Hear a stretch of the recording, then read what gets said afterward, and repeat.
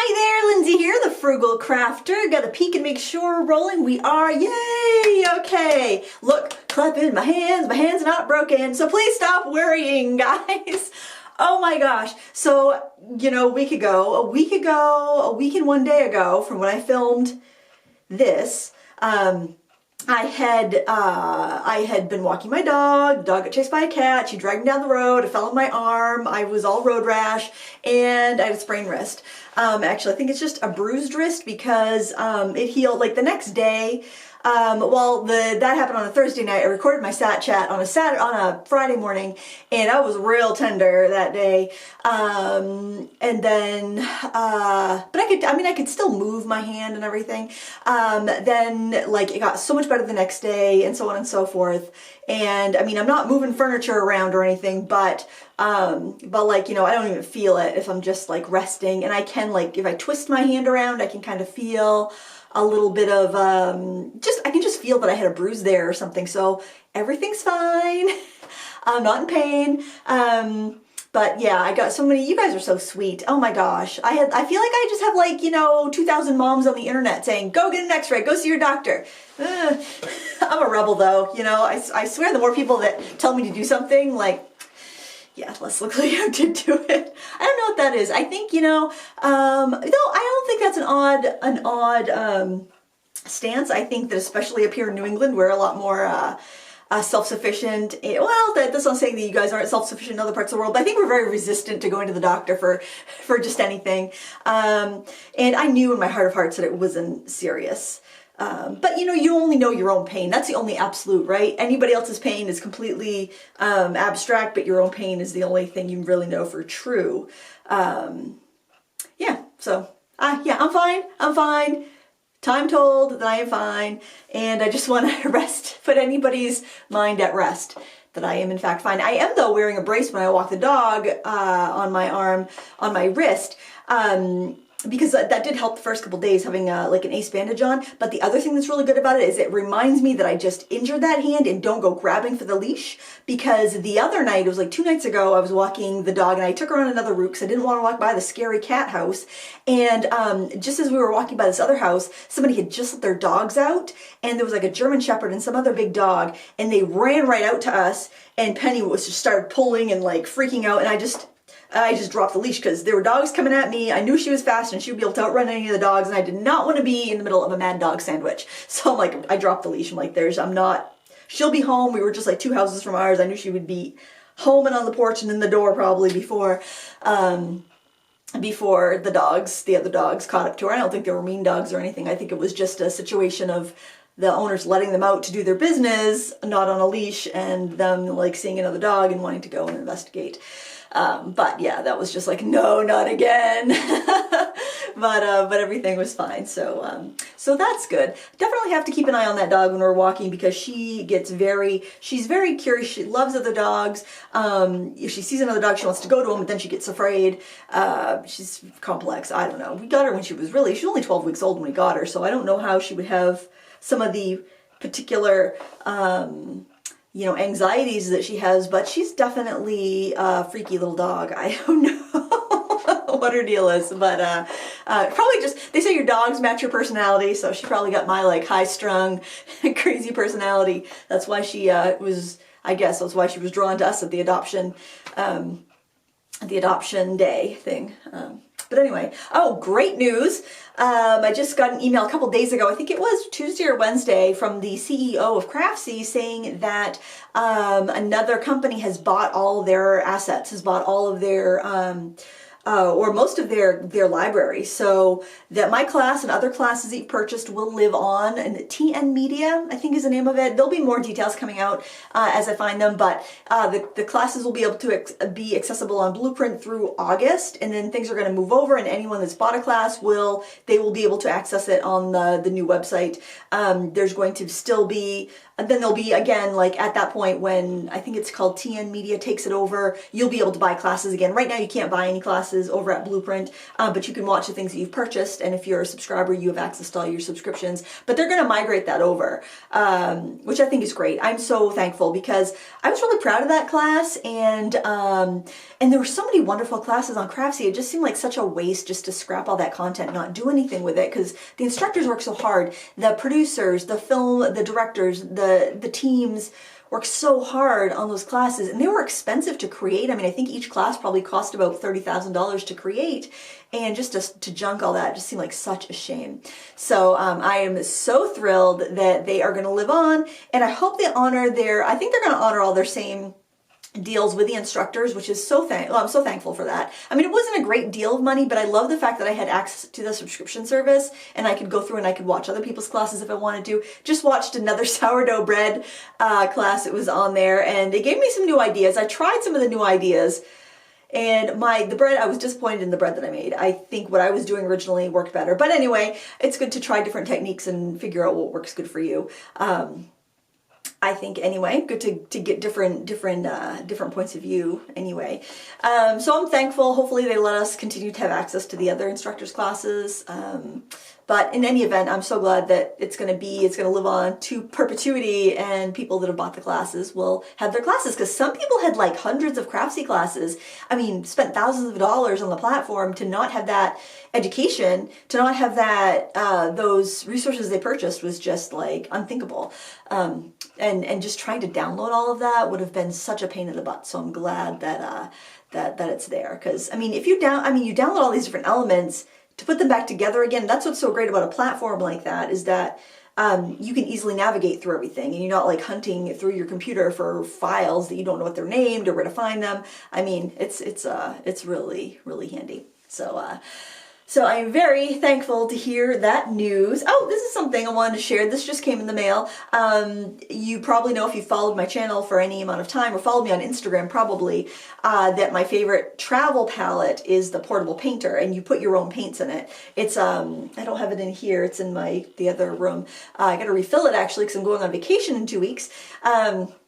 I'm just renting a cabin, very secluded, totally social, very social distance, more social distance than I am here. It's even further out in the backwoods of Maine. And I bring my portable painter with me, and that's what I bring to travel with, just even little day trips and stuff, because you put your own paints in it. It's like just a sketch box, but then there's like a case that goes around it that turns into 2 water buckets, which is just fantastic. Well, anyway, to make a long story short, the portable painter people did a Kickstarter last year, coming out with the portable painter micro, which is tiny, this tiny little thing. Isn't it cute? And it's nice, thick, high quality plastic, and you can have either you can do a couple different combinations. You can do a let's see, how's this thing go? You can do either, oh, here we go.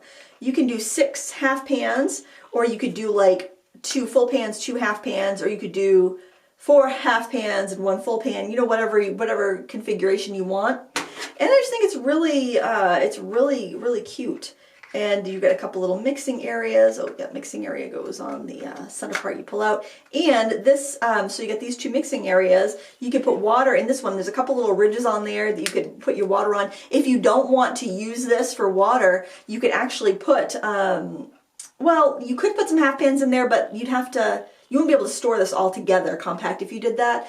I don't find I need that many colors when I'm out. My portable painter has 12 half pans in it, but this would definitely be handy for little kayak trips. I like the portable painter on the kayak because it can rest over your leg or over your knee, and so I can like lean back in the kayak and have that over my thigh and be like dipping into the water and painting and all that stuff. So I like that. But this I thought was just so cute. It's so compact, fits into a pocket, and yeah, nice and high quality. I will put a link in the video description. I think these are available for purchase now. They were like a Kickstarter thing, so you would have to kind of like pre-order, but I do believe they are available for everyone now. And I just love this company. I love their I love their little palettes. Portablepainter.com, I think, is their main website. You can find more information. They also sell on Amazon and Blick and probably Jerry's Adorama. So you can, you know, throw one in your cart when you're ordering. I don't know if the micros will be anywhere other than portablepainter.com. But I don't know, a little carrying pouch. I just think that's so cute. And I love tiny little palettes. Yeah, the pans are removable, so you can like reconfigure everything if you want to, and they sell extra liners. I do notice like a portable painter palettes, not all half pans fit in them. You need the smaller ones like the Winsor & Newton ones, or some of the ones that come in the less expensive kind of generic watercolor kit. So if like you have a watercolor kit and you're like, oh, I don't like this paint, don't just chuck it. A lot of times you can reuse the palette, you can reuse the pans. I bought, like before there were so many really great cheap palettes out, I would buy like a cheap set of paints because I needed the pans. It was cheaper to get the pans that way and have a little palette that way. So now we have so many options, but back in the day there weren't so many options. It wasn't that long ago either. So yeah, that's pretty cool. Oh, it's July. It's July. Holy cow, World Watercolor Month. That's always exciting. I have really missed having a daily art challenge. I did Inktober back in October. Then I tried to like prolong an art challenge to myself. I just tried to do mini oil paintings every day. It did not work out to be a daily thing for me, but I did probably do like, oh, maybe 15 little mini oil paintings. I like having a daily challenge. I don't do well with stuff that's not every day for some reason. I do really well with the stuff I do. I either do it all the time or I don't do it at all, it seems like. I don't know why that is. I just find it much easier for a habit if it's something I do every day. Like, you know, exercise every day, I can do that much easier than exercise, you know, 3 times a week. I just think if it's something you work into your day every day, it's just a little easier to stick to, for me anyway. So I'm kind of excited about that. So I've done, let's see, I'll show you what I've done. I did this for the day one, the theme was rejoice, and I think of that as kind of a religious word, so I didn't have anything to do for that, but I posted my butterfly, and that's actually I did put the sketchbook I typically work in here. I just have a couple things in the drawers here. I don't have a lot because I really want to keep this room just filming only and just what I use like on a daily basis. So day one I did that. That tutorial is on my YouTube channel and blog. So if you want to, it's real time, paint along with me, really easy. Then I did this for the second day, which was texture. And then I painted this on day 3, but I'm probably, actually I did film it, but I think I'm probably going to run that while I'm on vacation, one of those, or maybe even next for Sketchbook Sunday, because I didn't narrate it, I just kind of painted it. And as I'm looking back, I see that ear is too big. However, in the reference photo, that ear did look a lot bigger than that ear, but I should have still, maybe I'll go in and alter it. I don't know, but it was fun. It was fun. And then this is this week's Critique Club bonus project. So if you are a member in Critique Club, this is up in the group right now. If you are not a member of Critique Club but you'd like to be, there'll be a link in the video description so you can check it out. It's $5 a month. You get 2 new tutorials every month that are a little bit longer. Like I think this is probably a 2-hour tutorial, longer and more complex than what we do on YouTube. And then you also can upload 2 of your artworks per month for a critique from me. So if you need some help working through something on a painting or a drawing, then I'm there. You've got access to me. And I have the time to kind of look through and really analyze your work and see what you need. But a lot of people just join for the tutorials. If you join today, you get access to all of the past tutorials. So there's like, I don't know, I think there's like 3 dozen or more in there right now, so you can access any of those and enjoy them. And it's just, it's also a nice way to kind of see some different materials being used in more of an in-depth manner than just kind of a time-lapse on YouTube or a quick tutorial on YouTube, because those are what do really well, unfortunately, on YouTube, not the more in-depth stuff. So it's nice to be able to use that, like offer that somewhere where it can be appreciated. What else? I throw a couple notes in here while I throughout the week. There wasn't a lot going on this week of note to tell you about, because I was working on a really big freelance project to work on. I'm doing a course for one of my clients for their website, and that took up a lot of the week, this week and last week, which was great. I'm glad that came through, because that was the one project that fell through from the coronavirus. It was supposed to be done a couple months ago, but they put it on hold. So I was really happy that came through, because that was, I was fortunate that that was the only big thing that kind of fell through on me. And so that happened, and I'm really happy. Spent the week working on that. And oh, those paintings that I showed you in my sketchbook, those are actually using these paints, which I'll review probably next week, since I've got 3 paintings done with them, and I played around with them quite a bit. These are the brand new, well, they're brand new. Probably been, I think they maybe came out a month or 2 ago. These were, that's pretty brand new, I think, anyway. These are maybe even longer than that, maybe 3 or 4 months ago, I don't know. I try to think of things as like, was it pre-coronavirus or during? And man, we are having, I don't know if you call it a spike in Maine, but we're definitely, our cases are 50% higher than they were. So we are now one of the red, on the map of the coronavirus in the country, we are one of the red places, which is really troubling. I'm not surprised. We're a tourist state, so, and even though they've done a lot to dissuade people from coming in the summer, you know, I can see how it's, and we're a bunch of rebels up here too. We don't like to, we don't like to follow the rules. I try to follow the rules. Actually, I just haven't gone anywhere. I'm a rebel at home. But anyway, these paints here, they have a little bit of a glitter sheen to them. But I really like this palette because it's a nice thick metal. It's thicker than the typical 12 half pan palette. It's like a foam palette kind of, which are just the foam palettes alone, I think are about $70, and I think this set's around 60. So you've got the rail here that holds your half pans in, and I like that because there's no dancing around half pans. I got a blank. Meaden actually came up with a blank foam palette for like $30. That I really like to actually put my other Paul Rubens, my original Paul Rubens paints in there, because I put my floral pans in the old Paul Rubens tin, because the pans that I had bought wouldn't fit in the foam palette very well. So yeah, I like that little set. I like the really big deep wells. Can you see that? Those big faceted wells. Really heavy duty palette. I really like it. And the paints, the colors are beautiful. Oh, I did a big swatch here. I'll show you that. Well, I'm going to review these anyway, but I just wanted to kind of give you, I don't know, you probably won't be able to see any of the shimmer because it's really subtle. It's like just a little, it's kind of like you used a little wink of Stella in your, like, while you were painting, but not quite as shimmery as just going over it with the wink of Stella. It's kind of like you put some mica in your rinse water, in your clear rinse water, your fresh water, and you use that to paint with. That's what it reminds me of. It's just a very, very subtle shimmer to it, and I just thought that'd be pretty in a sketchbook when you do like landscape paintings, because you know you're out there painting, you catch a little of the light, it'd be pretty for waves and seascapes and stuff. But the colors on their own are great. They hold their own. They mix well. Yep. Of course, now you don't need to watch the review, do you? I'll try to do something new in the review so it's entertaining. Hopefully it's not as echoey this week. I've got quite the elaborate sound deadening situation going on here. Let me see if I can spin you around and show you this masterpiece. So I've watched a lot of videos about sound deadening. As you can see, I've got some little quilts back there. I had a brief quilting fling a couple of years ago. I watched a class on Curious.com by the Crafty Gemini, and she's a quilter. She probably does a lot of sewing tutorials. I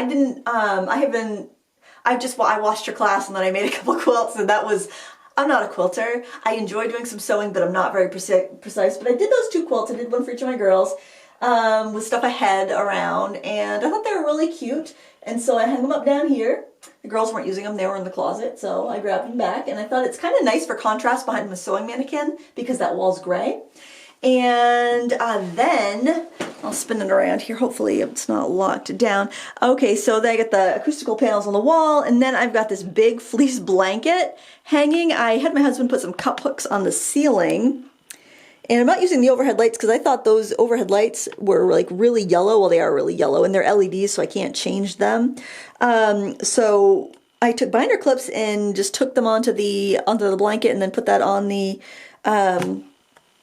on the cup hooks. Actually, Jason did that. And then over there is a quilt my mom made that's actually very, very well done. You know, all the seams match and everything. Look how it's square and lies flat instead of being a little wonky. Yeah, don't look too closely at mine. And then down there, I actually took a big board and I just clipped a bunch of craft foam to it. I figured it would help. And then a couple years, oh my gosh, this was before YouTube actually. I made a bunch of these they're plywood. They've got like a towel on them and they've got fabric stapled down, kind of like upholstered on there. I'm gonna tip this up a little bit. There we go. Ooh. Yes, my pants still fit. I got jeans on today. We gotta do the pants report every week, right guys? We gotta make sure that our pants still fit after being at home for so long. Let's turn that back over like that so you don't see my acoustical panels or my heater. That's better. So I had made these chairs basically, and it was quite a trend on Pinterest, like for teachers and whatnot. So you take a crate that you would put hanging file folders in. And you know how like those crates are plastic, you can get them for like $3 at back to school time at Target or Walmart. They have that little ridge below the top, kind of like think of a milk crate, right? And they'd have this ridge where you'd be able to put hanging file folders and like organize your office stuff. So there was this tutorial on Pinterest where the school teacher took plywood cut to the size of the inside of the crates, and then she used like upholstery foam and fabric and made these seats. And so she made one for each of the kids in her classroom, and then they could store their stuff in their crate, and then they could pull the crate around for story time, and they might have even used them as their regular chairs at their little tables if their tables were short enough. But I thought that was a great idea because at the time my kids were they were preschoolers. They weren't even in regular school yet, I don't think. And so I made one of those for each of them, and because when this was back, you know, I just closed my studio. Well, I closed the studio when I was pregnant with the twins, but you know, working from home, trying to get published in magazines. So, you know, I'd be working down here, and we had a big TV down here and a pool table and stuff, and the kids would come down and play. And so I made those crates for them so they could sit and they could watch TV if they wanted to, or play like board games around an old coffee table, that sort of thing. Keep an eye on them while I was working, and this kind of saved the day. But anyway, well, so one of the tutorials I saw about making acoustical panels, or sound deadening panels, the guy had used old bath towels, and I thought, well, okay, to be fair, I didn't watch the entire tutorial, but as soon as I heard bath towels, I thought, wait a minute. And I had 3 of these still kicking around for some strange reason. I hadn't gotten rid of them.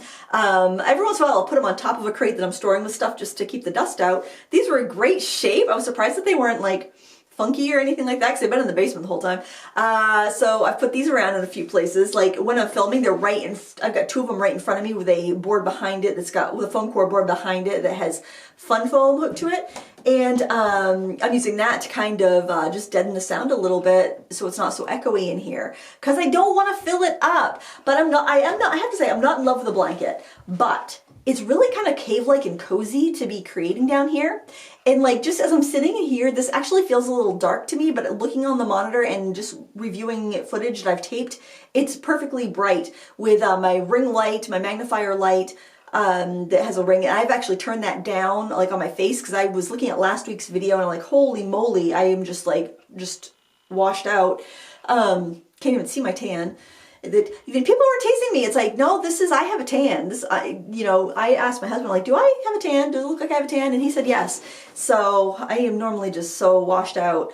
But the overhead yellow light, which I actually like if I'm working and I'm not filming, I actually like that with my studio lights and the ring light off.